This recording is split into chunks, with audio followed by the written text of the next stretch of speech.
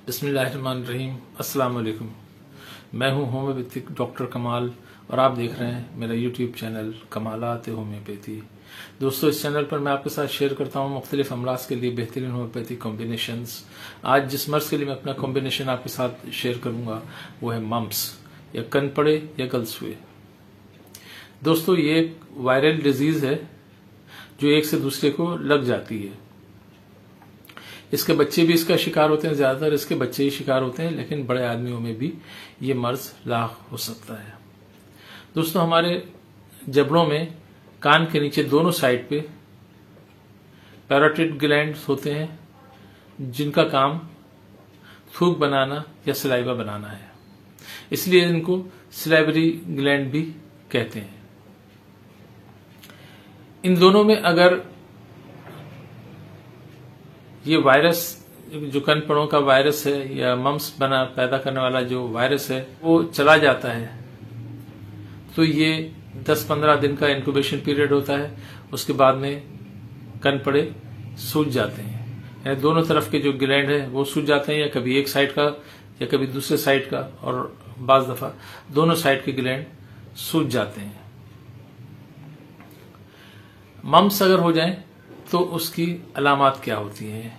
अलामात ये होती है कि सबसे पहले उसको कनपड़े तो सूज जाते हैं, सलाइवरी ग्लैंड जो है वो सूज जाते हैं। उसके साथ साथ बुखार हो जाता है जो बहुत तेज होता है, 103 तक, 102, 103 बुखार मरीज को हो जाता है। उसके साथ उसके सर में भी दर्द होने लगता है, मरीज के सर में भी दर्द होता है, पूरे मसल में, जिस्म में, हाथों पैरों में, तमाम जगह पर दर्द होने लगता है। थकन का एहसास होने लगता है, उसको थका थका सा रहता है, काम करने में दिल नहीं चाहता, और भूख भी मारी जाती है, लॉस ऑफ एपेटाइट हो जाता है, भूख मारी जाती है, खाना नहीं खाया जाता है।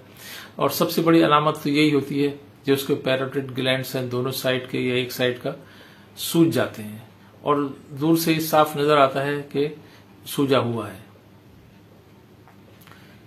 ये थी इनकी अलामतें। अब पता करते हैं कि इसका इलाज क्या है। इसका इलाज जो मैं इस्तेमाल करता हूं वो 3 दवाएं इस्तेमाल करता हूं, और ये बहुत मौसर इलाज है। पहली दवा है रेस्ट्राक्स 200। ये बुखार को भी कंट्रोल कर लेती है, बेचैनी को, तकलीफ को, जो जिस्म में दर्द हो रहा है उन सबको ये कंट्रोल करती है, और बहुत अच्छी दवा है और लाजमी दवा है। दूसरी दवा जो हम इसमें देते हैं वो बेलाडोना। बेलाडोना को भी हम 200 पोटेंसी में लेते हैं। ये जो सूजन है उसको कम करती है, जो सुर्खी आ गई है, सोजिश हो गई है, उस सबको कम करती है, और बुखार को भी कंट्रोल करती है। तीसरी दवा जो हम उसमें मिलाते हैं वो मर्कसॉल 200 है। ये खासुल खास दवा है मम्प्स की, और इसको बहुत उम्दगी से ये कंट्रोल कर लेती है। तीनों दवाओं को इक्वल क्वांटिटी में मिलाकर 10 झटके देते हैं, इससे ये एक पोटेंसी बन जाती है। इससे हम ग्लोबियल्स या डिस्क्रिट में दवा बना लेते हैं, और मरीज को दिन में 4 दफा, सुबह, दोपहर, शाम, रात 4 मरतबा टैबलेट्स चूसने के लिए देते हैं।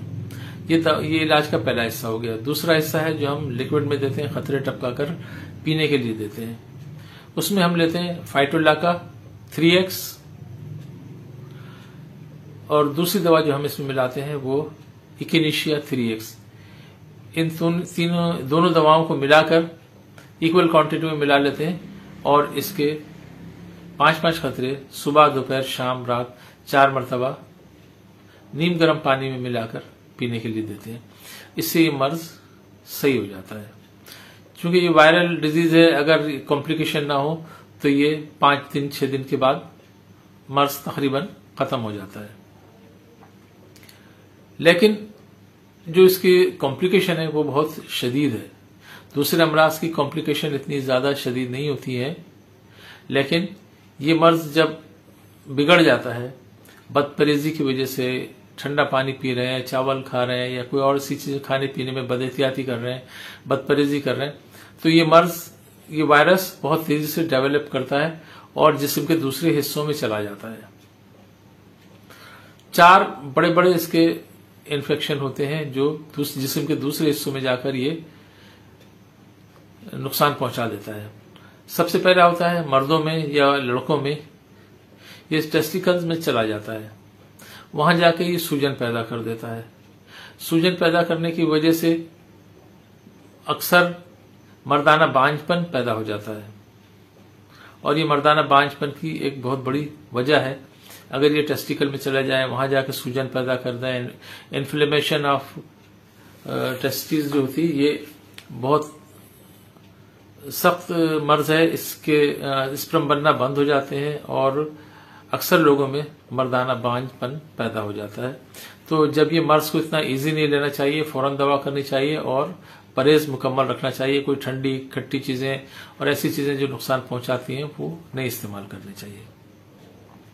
दूसरी कॉम्प्लिकेशन होती है इसकी बच्चियों में और लेडीज में, वो ये कि उनकी ओवरीज में ये वायरस चला जाता है और वहां जाकर ओवरी पे सूजन पैदा कर देता है, जिसके नतीजे में वहां पर ओवा बनना बंद हो जाते हैं और ये फीमेल बांझपन पैदा करता है, इनफर्टिलिटी पैदा कर देता है। तीसरी चीज ये होती है इन्फ्लेमेशन ऑफ पेंक्रियास, ये लबलबे में जाकर वहां सोजिश पैदा कर देता है और ये भी एक तकलीफदेह चीज होती है, इसके भी मुज़िर असरात बहुत होते हैं। और चौथी जो सबसे खतरनाक चीज होती है कि ये दिमाग में चला जाता है, ये हराम मगज में चला जाता है, वहां पर जाकर ये मर्ज पैदा कर देता है। इससे सरसाम ये बहुत दूसरी शदीद तरीन अलामतें नमूदार होती हैं।